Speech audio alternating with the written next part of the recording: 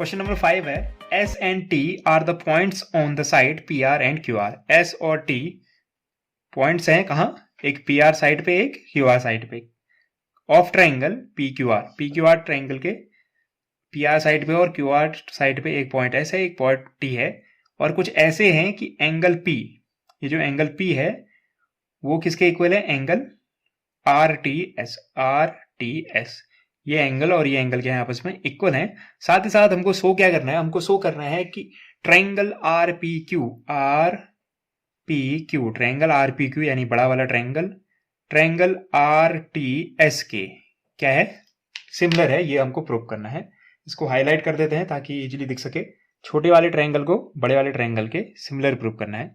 ये रहा हमारा छोटा ट्राइंगल प्यारा सा, और हमको इसको प्रूव करना है किसके, जो बड़ा वाला ट्रायंगल है उसके सिमिलर। ठीक है, इस छोटे वाले को बड़े वाले ट्रायंगल के सिमिलर प्रूव करना है। ट्रायंगल को सिमिलर प्रूव करने के लिए बहुत सारी कंडीशन है। या तो मैं क्या करूं, 3 एंगल इक्वल निकालने की कोशिश करूं, या फिर साइड एंगल साइड, या फिर तीनों साइड का रेशियो। ठीक है, तो मुझे यहाँ पे क्योंकि एंगल गिवन है, मुझे एंगल ऑलरेडी गिवन है। ठीक है, एक एंगल गिवन है और यहाँ पे फिगर देख के लग रहा है कहीं ना कहीं एंगल आर क्या है दोनों ट्रायंगल के लिए। देखो बड़ा वाला ट्रायंगल देखोगे उसमें भी एंगल आर आ रहा है, और छोटा वाला ट्रायंगल देखोगे उसमें भी एंगल आर आ रहा है।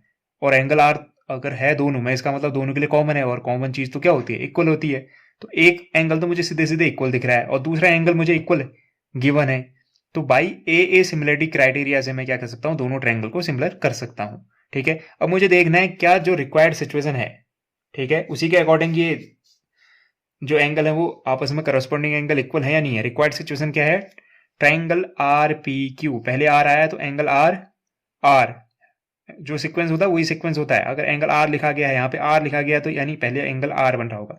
एंगल आर और एंगल आर आपस में इक्वल होने चाहिए, एंगल पी एंगल टी के इक्वल होना चाहिए, और एंगल क्यू एंगल एस के इक्वल होना चाहिए। क्या ये इन्फॉर्मेशन बन रही है या नहीं बन रही है, अगर बनेगी तब मैं एंगल के ऊपर कंटिन्यू करूंगा। तो आर और आर दिख रहा है। अगर मैं पहले वाले ट्रायंगल की बात करूं, ये बड़े वाले ट्रायंगल की, एंगल आर बोलना चाहूं तो कैसे बोलूंगा, एंगल पी आर क्यू, ये वाला एंगल यही तो बन रहा है, ये बन रहा है। ऐसे ही दोबारा इसके लिए अगर मैं एंगल आर बोलना चाहूंगा छोटे वाले ट्रायंगल के लिए तो कहीं से भी बोलो टी आर एस, अभी भी क्या बन रहा है, सेम। तो पहला वाला जो इन्फॉर्मेशन है वो सेटिस्फाई कर देता है। और एंगल पी बोलना चाहो तो आर पी क्यू,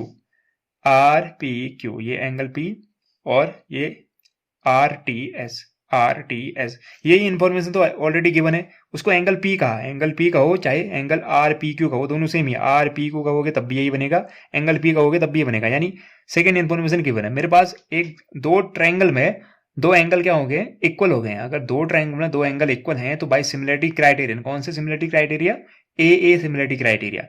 क्यों, दो ही एंगल से क्यों हो जाता है, क्योंकि ट्रायंगल में 3 एंगल होते हैं, अगर 2 इक्वल हैं तो ऑटोमेटिकली थर्ड भी इक्वल होता है। तो थर्ड को हम ढूंढने की कोशिश नहीं करते, क्योंकि 2 इक्वल हो गए तो इसका मतलब थर्ड तो इक्वल होगा ही होगा।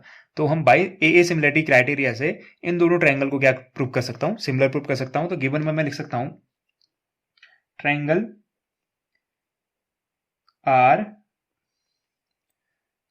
P Q, triangle R P Q and triangle R T S. Triangle R P Q and triangle R P S ये ऐसे दे रखे हैं कि इसमें एंगल पी किसके इक्वल है, एंगल आर टी एस के इक्वल है। गिवन में तो ये है। प्रूफ क्या करना है, प्रूफ करना है कि ट्रायंगल आर पी क्यू को सिमिलर प्रूफ करना है ट्रायंगल आर टी एस के। ठीक है, प्रूफ तो मैं क्या ले लेता हूं, पहला triangle, in triangle R P Q and triangle R T S. Triangle R P Q और ट्रायंगल आर टी एस दो ट्रायंगल ले लेता हूं। तो इसमें मुझे पहली इंफॉर्मेशन तो गिवन है, इसमें एंगल पी किसके इक्वल है, एंगल टी के कह लो। अगर आप शॉर्ट में लिखना चाहो एंगल टी बोल सकते हैं ना, ये एंगल टी है तो लिखा जा सकता है एंगल टी। ये ऑलरेडी क्या थी, गिवन इंफॉर्मेशन थी, ये तो हमने गिवन से लिख दिया। ठीक है, साथ ही साथ एंगल आर किसके इक्वल है, इसका एंगल आर इसके एंगल आर के इक्वल है। इसको लिख ले, अगर हम पूरा लिखें तो एस आर टी, यहाँ पे भी लिख लेते हैं पूरा P R Q angle S R T के इक्वल है। क्यों इक्वल है ये, क्योंकि ये दोनों क्या है, दोनों ट्रायंगल में कॉमन एंगल है, तो कॉमन है तो इक्वल होंगे। हेंस क्योंकि मुझे दो ट्रायंगल में दो एंगल इक्वल मिल गए, तो मैं क्या लिख सकता हूं, hence triangle R P Q similar होगा ट्रायंगल आर टी एस के। ठीक है, क्यों होगा, बाई ए सिमिलैरिटी,